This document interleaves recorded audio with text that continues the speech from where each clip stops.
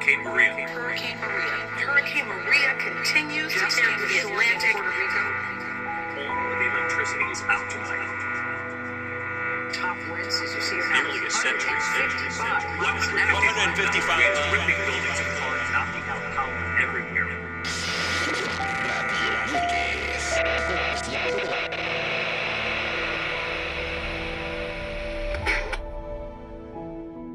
Hurricane Maria is the biggest hurricane that Puerto Rico has seen for at least 100 years. And the whole island is full of people who have suffered great loss. Literally everybody from every economic bracket has suffered a great loss that's going to take time to recover. And we need inspiration. We need people coming with smiles and enthusiasm and youthful optimism. The idea of putting together a winter course in the amount of time I had, I thought this is a long shot. We thought, we need to do this. We need to get involved and send some of our students there, and this will be an amazing experience for them.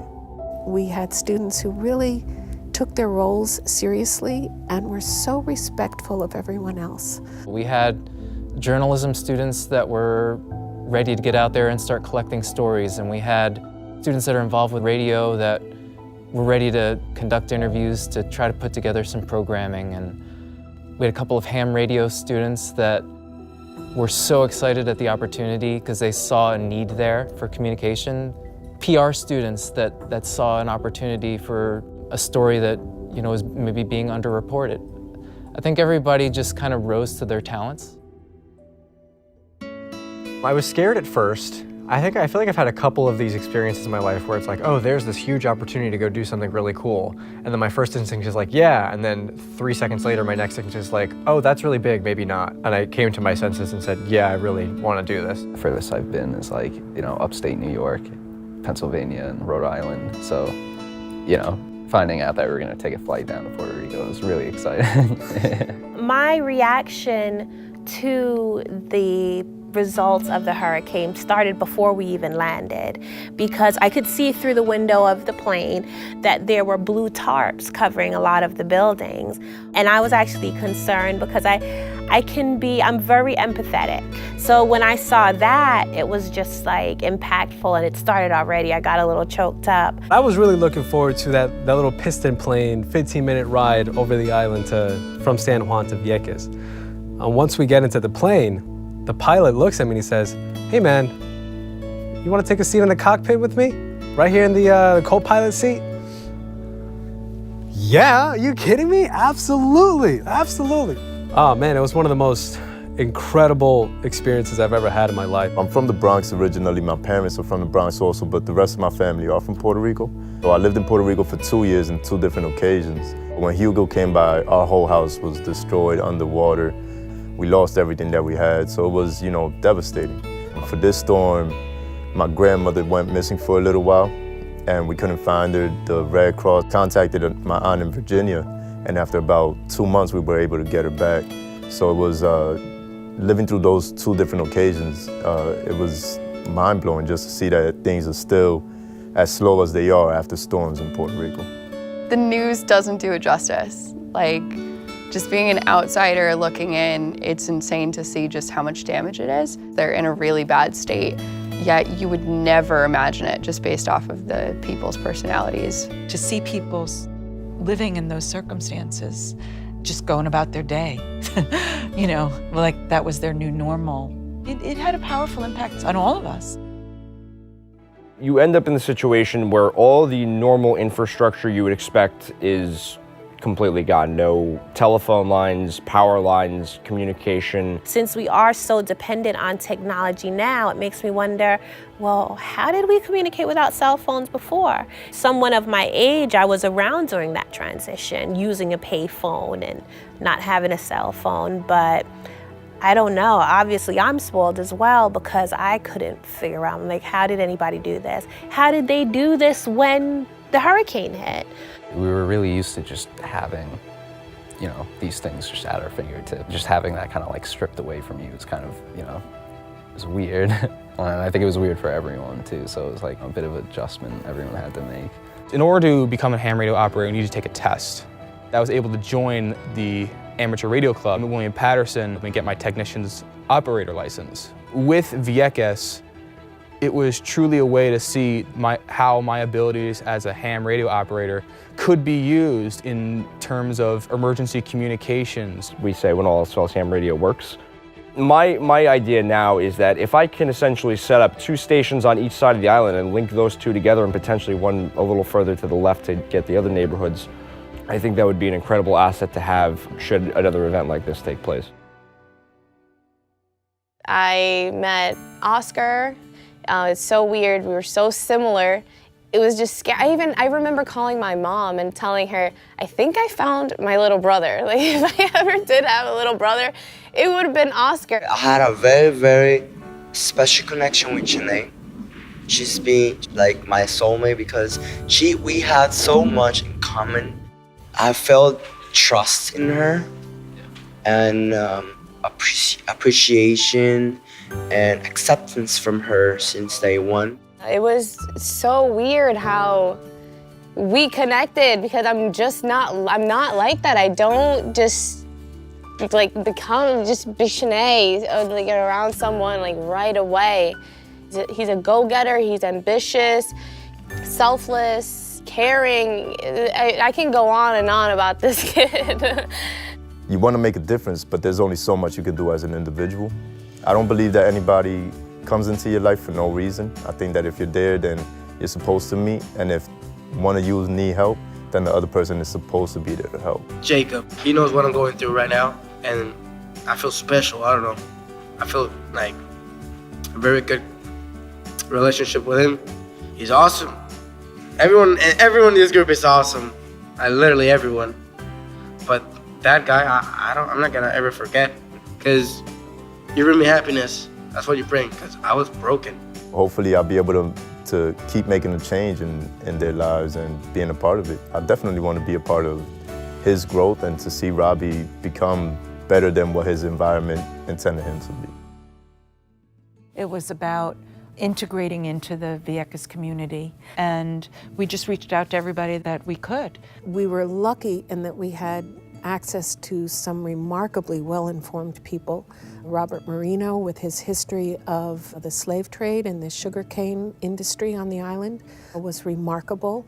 Gypsy Cordova, who is president of the Vieques legislature, talking not only about the local politics, but also about his discovery of his Taino connections and what it meant to him.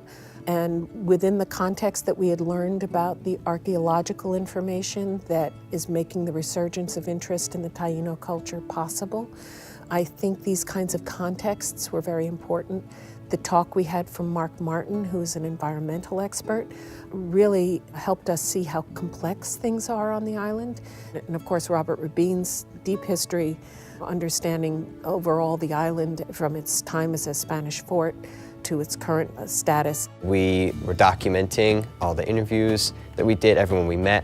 I have my camera, the Sony A7 and everything, and I got it a while ago, the 50mm, and then I found out about the trip, and I was like, I should probably get some more accessories, so I went with a longer lens to help out with that. I was just afraid of like dropping it and everything. Like I always just had a good grip on it. And my big concern was I only had one battery, and I didn't know if I was gonna be able to charge it, so there was a point where we were looking at buying 8 or 9 batteries to go, just one for each day. And we wanted to make sure we could properly document. The last thing we wanted to do was go and then run out of power in the first day and not have any footage from the rest of the week. Everything we knew as far as setting up interviews with lights and everything, we knew that wasn't really going to be an option. So we kind of just did what we thought was best, and I think it came out okay. Our trip was kind of in partnership with World Central Kitchen.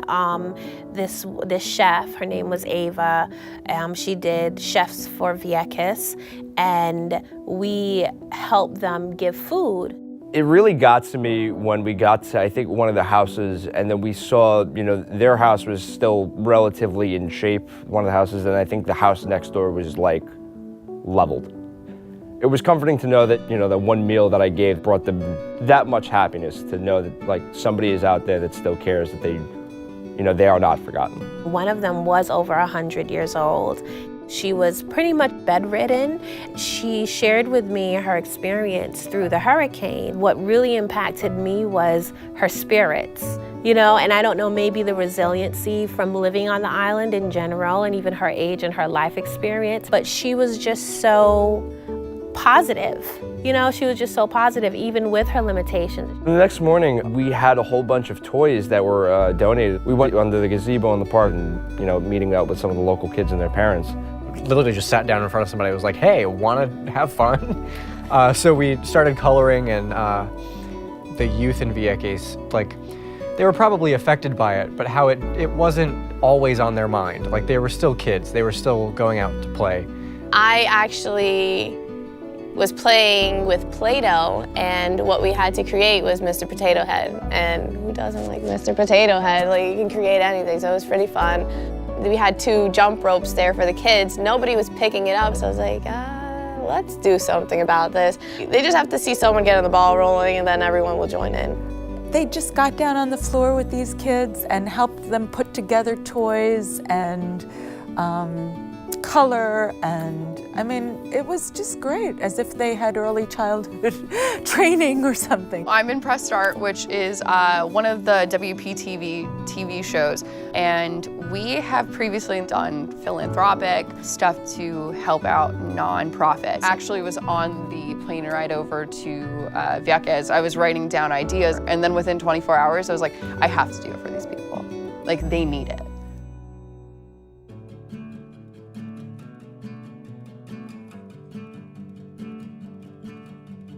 Well, you know, we were off air, unfortunately, immediately after the hurricane for a couple of months. The only radio station in all of Puerto Rico that was constantly on the air played such an important role as a communications vehicle. Radio Vieques is a place where a lot of people before the hurricane would get their basic information about, you know, issues related to not only cultural activities here at the museum, but what's happening in the schools, what's happening with the ferry service, what's happening at the hospital. So we know the importance of radio, and this makes it more important for us now to fortify Radio Vieques for the next moment of disasters. I gave them a lesson on interviewing. It was just interviewing 101. One of the kids that we were hanging out with that week, Oscar, he pulled out a notebook and a pen, and he was attentively like taking down notes on any little thing that I was saying, and he did a practice interview using the tips that I showed him. I have to say I was really impressed with what Sebastian taught them and how quick that they picked up on it. It didn't sound like it was amateur, like the first couple seconds of it were rocky, but Oscar picked up on it like that, and it sounded like an amazing interview with 2 people that had never met before. Rob Quick is the founder of the College Radio Day Foundation. Within one day, the board had approved that they buy a computer, a state-of-the-art computer, with the specs that they wanted and needed. And it was good to see that the students were so excited, enthusiastic, and I palpably felt that that was a very important moment. It was quite an emotional moment for the students as well. They just need people to get involved with the radio station. I think they took a lot out of it, and hopefully they continue to use those tips. The repercussions of this trip could go on for decades, maybe more. Friendships are really rare to happen because usually Puerto Ricans think that Americans just want to make an impression around the world and they don't care about nothing else besides that. But you've proven, at least to me, that that vision Viequenses Puerto Rican had on American people is false. If Oscar felt like that, how many other kids are like Oscar? You know, once you get out of your own personal bubble, you make a connection. You sort of establish a little family as a result. Watching how they changed from when we first got there to the end, it's a beautiful thing. And yeah, I'm grateful to be a part of the experience. It just makes me more humble about how lucky we are with the things that you think everyone should have. I got so much more out of the trip than I thought I ever would. It's definitely going to be something that lasts with me. Absolutely life-changing experience to me. You just learn so much about people, the way they think. The priorities are so much different there, and I think for the better, because everything is just so centered around community and family and caring about each other. Even in my life experience and my ability to count my blessings and be appreciative of the things that I have. Going there just put like a rubber stamp on it. The people there are just really warm and they just value the right things.